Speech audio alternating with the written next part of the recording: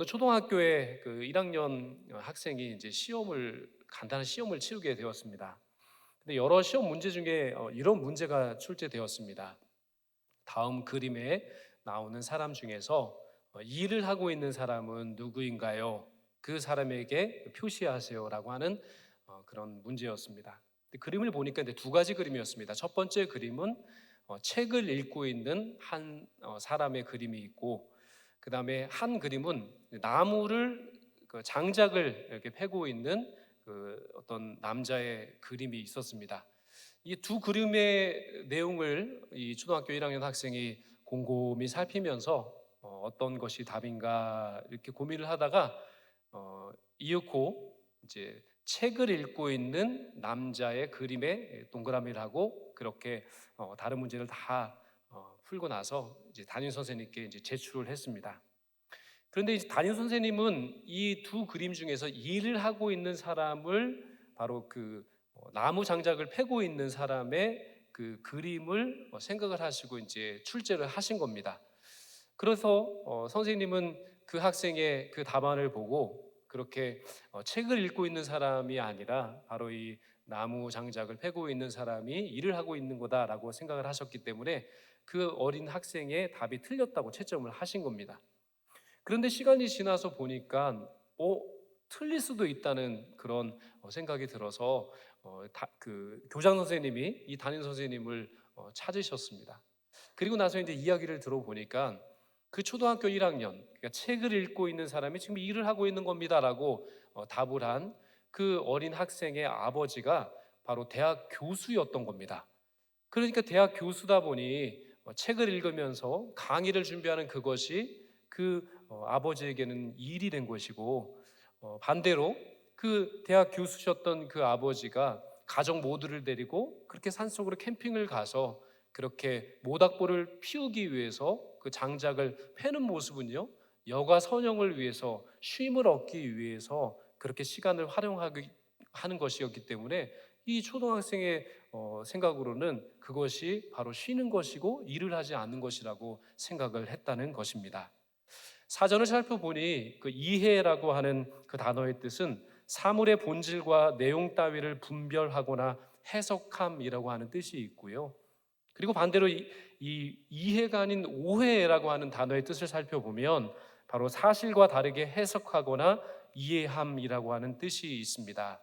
어떤 일에 대해서, 사물에 대해서, 어떤 이뤄지는 사건에 대해서 우리가 진정한 이해를 잘 못하게 될 때 우리는 그것에 대해서 오판하고 또한 오해를 할 때가 참 많이 있다는 말씀입니다. 요한복음의 말씀에 보시면 이 오해를 비롯해서 시작되는 그런 대화들이 나옵니다. 예수님과 사람들 사이에서 대화를 하다 보니 예수님의 말씀을 오해해서 다른 식으로 이해를 하는 그런 모습들이 요한복음에는 12곳에 표현되어 있습니다. 예를 들자면 요한복음 3장 말씀에 보시면 예수님께서 바로 거듭남에 대한 주제를 가지고 니고데모라고 하는 사람과 대화를 하십니다.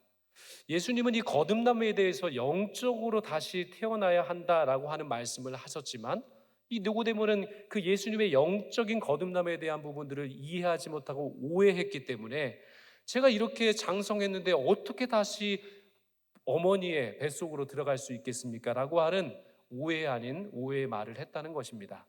그리고 요한복음 4장 말씀에 보시면 거기에 어떤 사마리아 여인과 예수님이 대화를 하는 장면이 나옵니다.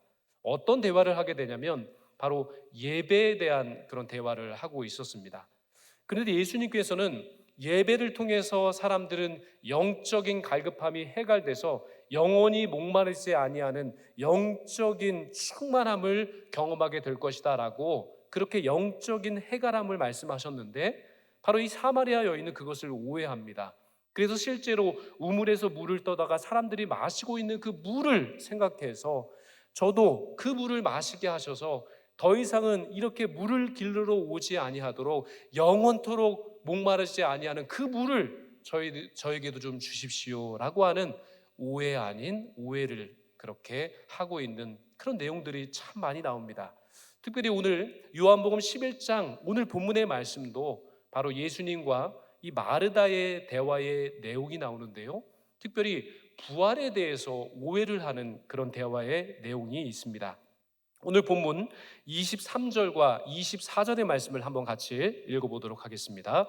시작. 예수께서 이르시되 내 오라비가 다시 살아나리라. 마르다가 이르되 마지막 날 부활 때에는 다시 살아날 줄을 내가 아나이다. 아멘. 예수님께서 그 나사로가 죽었다는 소식을 들으시고 이 베다니, 바로 삼남매가 살고 있는 이 베다니로 가셨습니다. 그리고 정말 나사로를 향해서 너의 오라버지가, 너의 오빠가 살아날 것이다 라고 선포를 하셨는데, 이 예수님의 말씀에 대해서 정말 부활, 지금 현지적으로 일어나는 그 오빠가 살아나리라 라고 하시는 말씀을 선포했음에도 불구하고 이 마르다는 오해를 합니다. 예수님께서 하실 그 부활의 역사, 죽음의 권세를 깨뜨리시고 다시금 그 오빠를 살리시는 그 부활의 역사를 이루신다고 말씀하셨는데, 이 마르다는 그것을 이해하지 못하는 겁니다. 그래서 오해를 합니다. 유대인들은 오랜 전통 가운데 이런 생각을 했습니다. 사람들이 죽고 무덤에 그렇게 들어가게 되는데, 마지막 하나님께서 오셔서, 그렇게 메시아께서 오셔서 심판하시는 세상의 마지막 날이 되면 모든 무덤의 그 문들이 다 활짝 열려지고 죽은 사람들이 부활하게 되리라 라고 하는 말씀이 구약 선지자 때부터 모든 유대인들은 전통적으로 관습적으로 이미 알고 듣고 믿어오던 내용이 있었기 때문에 마르다는 그것을 이해한 겁니다. 주님께서 말씀하시는 것은 마지막 심판의 날에, 마지막 세상이 끝나는 그 마지막 날에 죽은 사람들이 무덤에서 깨어 일어나 모두가 부활하리라 라고 하는 그 관념적인 이야기를 하시는구나 라고 하는 오해를 한 것입니다. 그러나 실제적으로 예수님 말씀하신 것은요, 단순하게 그 장래의 예식에 예수님께서 그 마리아와 마르다를 인간적인 애도의 말로, 인간적인 위로의 말로 위로하시기 위해서 하신 말씀이 아니라는 겁니다. 진정으로 믿는 자에게 그 죽음의 권세를 깨뜨리셔서 부활의 역사를, 그리고 생명의 역사를 이루시기 위해서 오셨고, 그리고 그 일을 이루신다는 사실을 마른다는 이해하지를 못한 것입니다. 예수님은 나사로를 살리시는 그 기적을 통해서 그분 자신이, 즉 부활이시며 그분 자신이 생명이라는 사실을 선포하고 계신 겁니다. 오늘 본문 25절과 26절의 말씀을 한 목소리로 같이 읽도록 하겠습니다. 시작. 예수께서 이르시되 나는 부활이요 생명이니 나를 믿는 자는 죽어도 살겠고 무릇 살아서 나를 믿는 자는 영원히 죽지 아니하리니 이것을 내가 믿느냐. 아멘. 예수님은 참 친절하십니다. 사람들과의 수많은 대화를 통해서 사람들이 오해할 적마다 우리 주님은 설명을 해주셨습니다. 우리 주님은 영의 눈을 열게 하셨습니다. 우리 주님은 마음의 문을 열게 하셨습니다. 우리 주님은 이해의 폭을 넓히셨습니다. 그래서 주님께서 말씀하시는 그 영적인 부분들을 깨달아 알 수 있도록 은혜를 베풀어 주신다는 겁니다. 거듭남에 대해서도 이해할 수 있도록 말씀하여 주시고, 예배의 진정한 은혜에 대해서도 깨달아 알 수 있도록 가르쳐 주시고 이해시켜 주실 뿐만 아니라, 인간적인 생각 그리고 관념에 고착화되어 있는 우리의 생각을 여셔서 진짜 생명은 주님이시고, 그리고 부활의 능력이 바로 주님으로부터 온다는 사실을 지금 알려주고 계신 겁니다. 오해를 푸셔서 진정 부활이요 생명이 되시는 분이 바로 마르다 앞에 서 있는 예수 그리스도 그분이라는 사실을 다시금 선포하고 계신 겁니다. 메시아가 오셔서 지금 현재적으로 죽음 가운데, 죽음의 권세 가운데 얽눌려 있는 오빠, 바로 이 나사로를 구원해 주시고 부활케 하시고 살아나게 하시며 생명의 역사를 이루신다라고 하는 사실을 지금 현재적으로 선포해 주고 계신 겁니다. 그러면서 한 가지를 바로 마르다에게 묻고 계십니다. 이 마르다에게 묻고 계시는 이 한 가지 물음은요, 오늘을 살아가고 있는 우리들에게도 동일하게 묻고 계시는 주님의 물으심이기도 합니다. 내가 응답한다는 그런 심령으로 오늘 예수 그리스도께서 이것을 내가 믿느냐라고 하시면서 물으시는 이 응답에 대해서 마르다는 어떤 응답을 하고 있는지를 한번 살펴보겠습니다. 오늘 본문 27절 말씀이 바로 마르다의 응답입니다. 함께 읽겠습니다. 시작. 이르되 주여 그러하외다. 주는 그리스도시요 세상에 오시는 하나님의 아들이신 줄 내가 믿나이다. 아멘. 얼마나 위대한 고백입니까? 얼마나 위대한 믿음의 고백입니까? 주님은 그리스도이심을 제가 믿습니다. 주님은 하나님의 아들이심을 제가 믿습니다. 라고 하는 고백을 지금 마르다가 주님 앞에 진솔하게 고백을 드리고 있는 겁니다. 이 내용을 통해 알 수 있는 사실은 참으로 우리가 믿는다는 것, 잘 믿는다는 것은 어떤 기준에서 이해할 수 있는가? 정말 잘 믿는다는 것은 무엇인가를 정말 정확하게 말씀하고 계시는 그런 고백의 말씀입니다. 단순하게 열심히 기도하고 봉사하는 눈으로 보여지는 외적 차원을 넘어서서 눈에 보이지 않지만은 그 주님의 생명을, 주님의 부활의 능력을, 주님께서 말씀하신 영적인 수많은 일들을 내가 믿습니다. 믿음의 내용을 제가 진정으로 마음으로 받아들이고 그리고 영으로 받아들이며 내가 생각으로 그 모든 오감을 동원해서 그것을 받아들이고 인정하고 믿습니다 라고 하는 진정한 신앙 고백을 말씀하는 겁니다. 예수님은 누구신가? 저희들은 예수님은 누구신가 라고 하는 이 물음에 대해서 지난 한 달여간 생명의 떡이신 예수 그리스도, 세상의 빛이신 예수 그리스도, 양의 문이신 예수 그리스도, 그리고 선한 목자이신 예수 그리스도, 오늘 요한복음 11장 말씀을 통해서 그렇게 부활이시고 생명이신 예수 그리스도에 대해서 이해할 수 있습니다. 친절하신 주님, 우리로 하여금 알기를 원하시는 주님, 저희들로 하여금 깨닫기를 원하시는 주님께서는 바로 그 주님을 알기를 원하시는 겁니다. 예수 그리스도가 어떤 분이신지를 오늘 본문 말씀은 반듯하게 그리고 분명하게 말씀하고 계신 겁니다. 오늘 본문의 이야기인 예수님께서 나사로를 살리신 이 기적은 요한복음에 나오는 마지막 기적의 사건이었습니다. 요한복음에는 이 다른 공간복음에 나오는 수많은 기적과는 다르게 딱 7가지만 기적을 말씀하고 있습니다. 성경에 관심이 있는 분들은 한번 읽어보십시오. 공간복음에 보시면 예수님께서 병자를 고치시고 귀신 들린 사람을 내쫓으시고 수많은 기적의 역사를 행하시는 일들이 수십 가지가 나옵니다. 한번 성경을 보시고 줄을 쳐보십시오. 공간복음엔 수십 가지가 되는 예수님의 기적의 역사가 기록되고 있지만 유독 요한복음의 말씀을 살펴보시면 단 7가지의 기적만 기록하고 있다는 사실을 알 수 있습니다.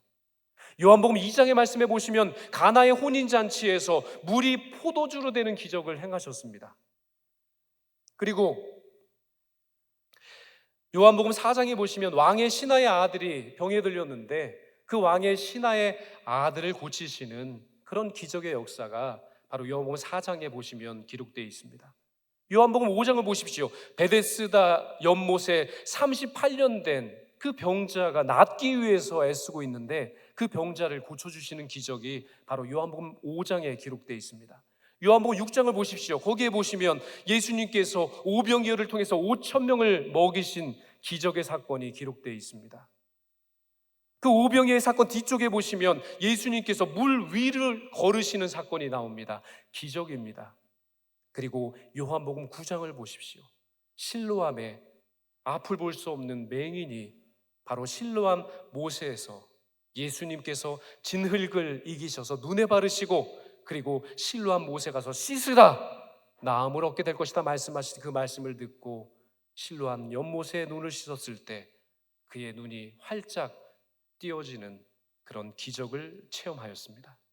마지막 일곱 번째 기적에 오늘 함께 읽으시는 요한복음 11장에 기록된 죽은 나사로가 무덤에서 살아나는 기적의 역사입니다. 주님은 바로 이 나사로를 살리시는 기적을 끝으로 이제는 직접적으로 주님께서 죽으셔야 할 그런 길을 걸어가셨다라고 성경은 말씀합니다. 이 일을 계기로 해서 마지막 일곱 번째 기적이었던 나사로를 살리시는 기적을 베푸심으로써 주님 자신은 죽으셔야 하는 그 길을 비로소 걸어가셔야 했습니다. 참으로 상반된 내용입니다. 죽은 나사로를 살리시는 마지막 기적을 행하신 이래로 우리 주님은 주님이 십자가를 지시는 죽음의 길을 걸어가셔야 했습니다.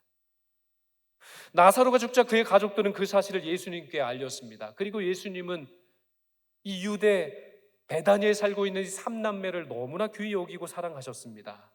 마르다, 마리아, 그리고 나사로, 이들을 얼마나 사랑하셨는지.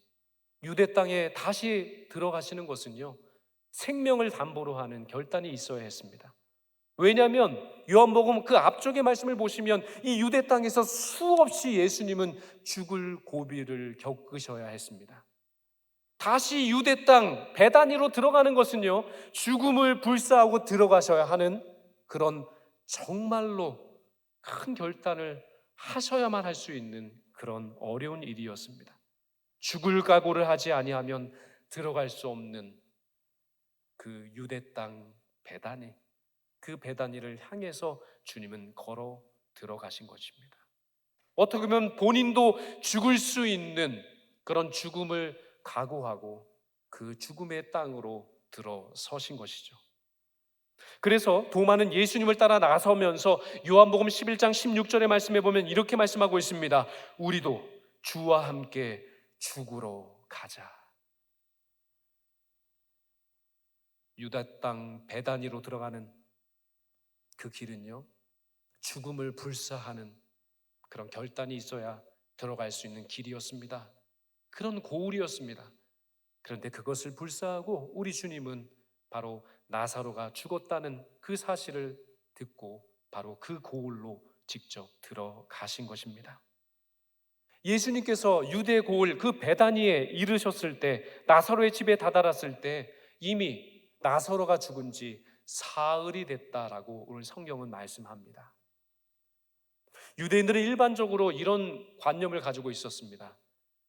죽은 사람이 돌무덤에 들어갔을 때 그 죽은 사람의 영혼이 3일 동안 그 죽은 사람의 무덤, 돌무덤 주변으로 그렇게 방황하다 3일이 지나서 떠나가게 된다라고 하는 것이 유대 사람들이 바로 죽은 사람들의 그 사후 세계에 대한 생각과 관념이었습니다. 그런데 우리 주님께서 지금 나사로의 무덤을 찾고 계시는 그 날은 나사로가 죽은 지 사흘째 되는 날입니다. 유대인들이 관념적으로 생각하는 부활의 희망조차, 그 어떤 조금의 희망조차, 1%의 희망조차 가질 수 없는 그 불가능한 상황 가운데, 그 죽음의 상황 가운데 우리 주님께서 그 한복판에 서셔서 지금 선포하고 계신 겁니다. 그 선포의 말씀이 바로 오늘 본문 25절과 26절의 말씀입니다. 한 목소리로 같이 읽겠습니다. 시작. 예수께서 이르시되 나는 부활이요 생명이니 나를 믿는 자는 죽어도 살겠고 무릇 살아서 나를 믿는 자는 영원히 죽지 아니하리니 이것을 내가 믿느냐. 아멘. 주님을 믿는 자 영원히 죽지 않는다 말씀하셨습니다. 죽어도 살게 될 것이다 라고 말씀하십니다. 살아서 주님을 믿는 자는 영원히 죽지 않는 영생을 누리게 될 것이다 말씀하십니다. 살아계신 주님의 말씀은 영원토록 사라지지 않습니다. 생명의 말씀을 선포하시는 주님의 입술을 통해 고백된 하나님의 말씀은 영원토록 살아 역사하시는 주님의 말씀인 줄로 믿습니다. 주님은 나사로 앞에, 그 죽음의 무덤 앞에 서셔서 내가 그를 직접 생명으로 불러 드리겠다, 내가 그를 부활시키겠다 말씀하지 않으셨습니다. 오늘 본문 25절과 26절의 말씀에 따르면 내가 곧 부활이요 내가 곧 생명이다 라고 말씀하고 계십니다. 그렇습니다. 생명은 주님으로부터만 나옵니다. 부활의 역사는 주님으로부터만 나오게 되는 줄로 믿습니다. 진정한 메시아, 우리를 구원하시고 우리에게 생명을 주시고 우리를 새롭게 하시는 그 생명의 길은 예수 그리스도, 오직 그 한 길밖에 없는 줄로 믿습니다. 예수님은 죽음의 권세가 통치하시는 나사로의 무덤으로 다가가셔서 나사로의 죽음 앞에 애도하시고 눈물을 흘리신 이후에 그 죽음의 권세 앞에 전쟁을 하신 겁니다. 그 죽음의 권세와 싸우신 겁니다. 그리고 무덤의 문을, 그 돌무덤의 문을 여시고 죽은 나사로가 실제로 걸어 나올 수 있는 생명의 역사를 이루어 주셨습니다. 돌무덤을 막고 있던 커다란 돌을 치웠을 때 그 무덤으로부터 바로 죽음의 냄새가 새어 나왔습니다. 예수님은 당당하게 서셔서 큰 소리로 외치십니다. 나사로야, 나오라. 나사로야, 나오라 말씀하십니다. 이 생명의 말씀이 선포되자 죽은 나사로가 미라의 모습을 하고 무덤 속에서 밖으로 나오게 되었습니다. 나사로야 나오라 외치시는 주님의 음성이 오늘을 살아가고 있는, 부활의 역사를 살아가고 있는 우리 모두에게도 우리 한 사람 한 사람의 이름을 불러가시면서 누구누구야 나오라 말씀하시는 주님의 외침이신 줄로 믿습니다. 주님의 이 외마디 외침, 주님의 이 외마디 선포가 우리의 삶을 살리는 줄로 믿습니다. 우리에게 생명을 주시는 말씀인 줄로 믿습니다. 우리의 우울한 감정을 살리는 말씀인 줄로 믿습니다. 좌절된 우리의 소망을 다시금 소망 가운데 나올 수 있게 하는 능력의 말씀인 줄로 믿습니다. 좌절된 우리의 삶을 살리십니다. 포기하고 좌절되고 죄책감에 사로잡혀 있는 우리의 영혼을 새롭게 살리시는 생명의 말씀이 바로 우리 앞에 선포되고 있는 줄로 믿습니다. 주님의 말씀이 우리를 새롭게 합니다. 주님의 말씀이 우리를 살리십니다. 주님의 말씀이 우리를 죽음의 권세로부터 건져내는 생명의 말씀인 줄로 믿습니다. 주님의 말씀이 선포되는 자리 가운데 어둠의 역사가 떠나가게 될 줄로 믿습니다. 주님의 말씀이 선포되는 생명의 말씀 가운데 우리의 모든 우울의 감정들이 떠나가게 될 줄로 믿습니다. 우리를 옥매고 우리를 붙잡고 있는 모든 죄의 감정으로부터, 죄책감으로부터 우리를 해방하게 되시는 주님의 생명의 말씀인 줄로 믿습니다.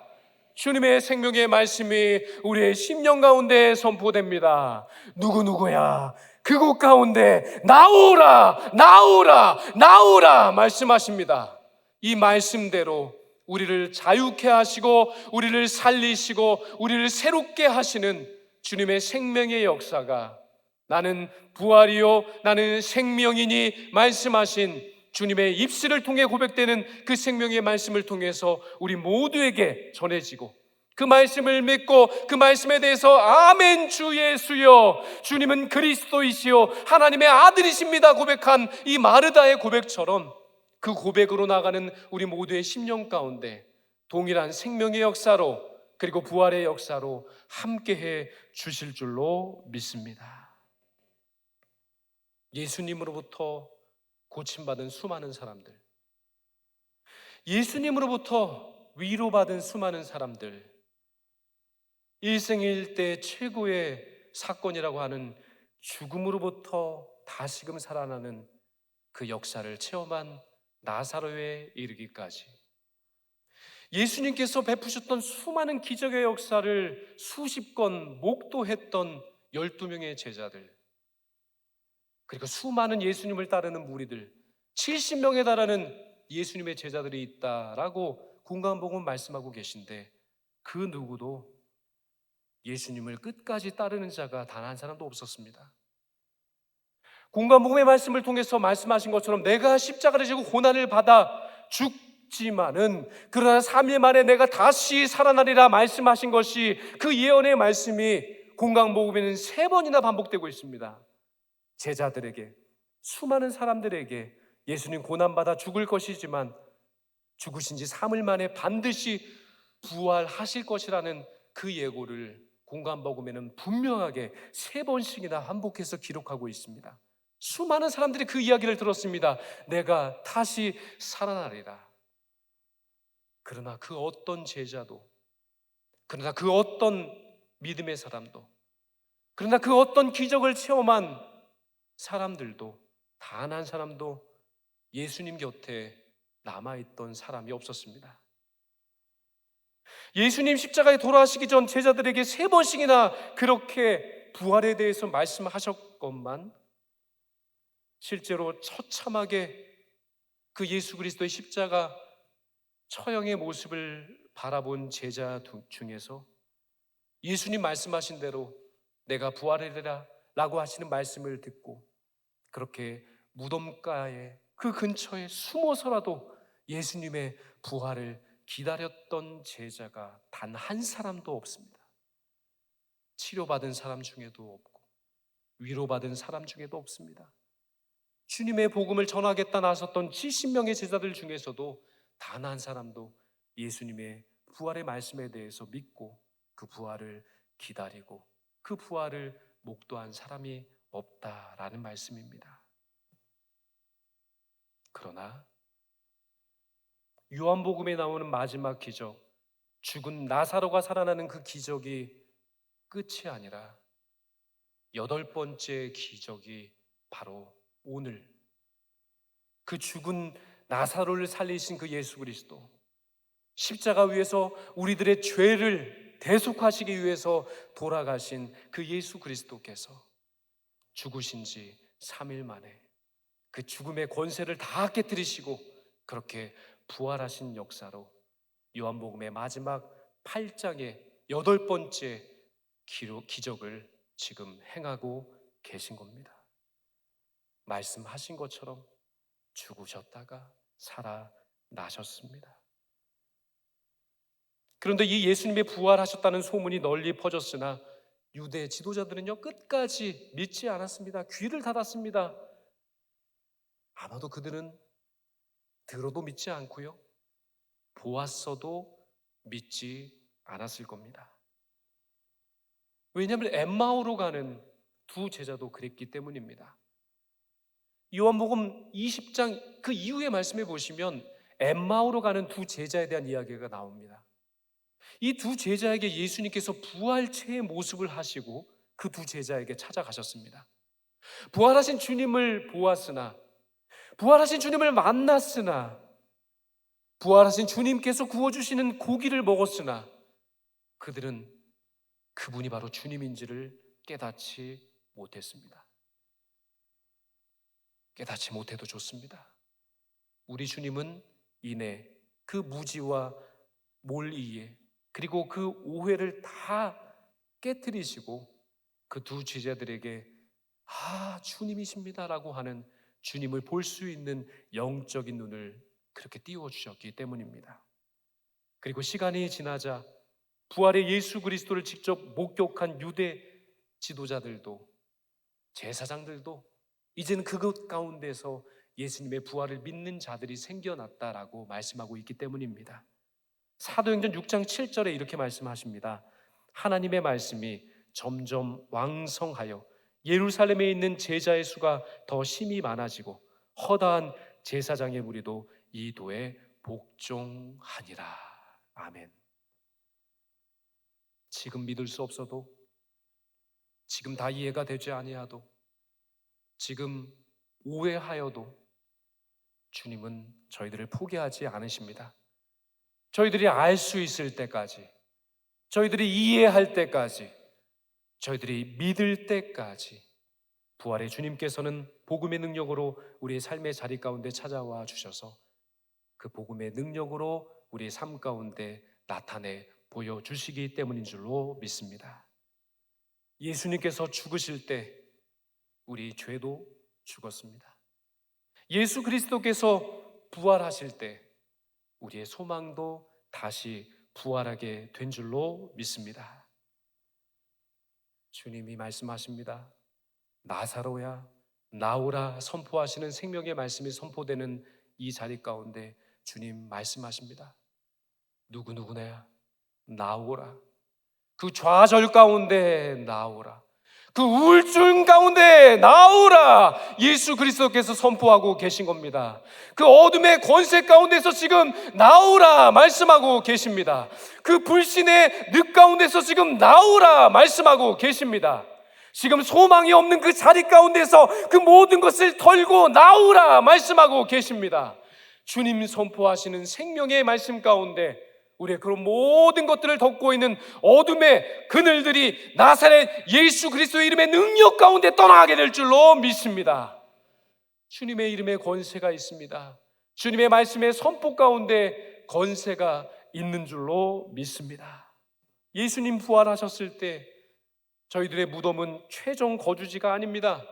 예수님 부활하셨기 때문에 우리들의 무덤도 최종 거주지가 아니라 임시로 머무는 거처가 된 것입니다. 그러나 예수님 믿는 믿음으로 끝까지 살아가는 인생은 예수님과 함께 이 땅을 살아갈 때 영원한 생명의 역사를 이룰 뿐만 아니라 죽어서 땅에 묻히게 되었을 때도 예수 그리스도를 믿는 믿음에 서는 그 사람은 마침내 영원한 생명의 자리로 옮겨지는 그 생명의 구원의 역사를 체험하게 될 수 있다라고 말씀하고 계시는 겁니다. 우리가 주님을 믿음으로 말미암아 우리가 죽어서 묻히게 되는 그 무덤은 영원한 거처가 되지 않습니다. 그것은 일시적인 거처가 되고 주님 오시는 그날 우리의 영원한 거처인 천국으로 우리의 거처가 그렇게 확정되고 열려지는 역사가 나타나게 될 줄로 믿습니다. 주님을 믿지 않고 주님을 끝까지 거부하는 인생, 그 인생은 바로 이 땅에서의 삶이 맞춰지는 그날 영원토록 살아가는 그 인생의 종착지가 지옥으로 결정되게 되는 겁니다. 그러나 주님을 아버지로 믿고 주님을 나의 그리스도이시고 나를 구원하시는 구세주로 믿는 그 믿음 아래 서는 인생은 지금 이 땅에서의 삶도 천국을 살아가는 삶이 되는 것이고요. 그리고 이 땅을 마감하는 마지막 그때가 되면요, 바로 우리의 거처가 영원토록 살아가는 천국으로 우리의 거처가 영원토록 확정되는 그런 역사가 나타나게 될 줄로 믿습니다. 실로 주님은 부활이시고 실로 주님은 우리의 생명이 되시는 줄로 믿습니다. 그 주님께서 마르다에게 물으셨던 것처럼 우리 모두에게도 똑같이 묻고 계십니다. 나는 부활이요 생명이니 나를 믿는 자는 죽어도 살겠고 무릇 살아서 나를 믿는 자는 영원히 죽지 아니하리니 이것을 내가 믿느냐 물으십니다. 이 주님의 물음 앞에 이제 우리 모두가 대답해야 할 때가 온 줄로 믿습니다.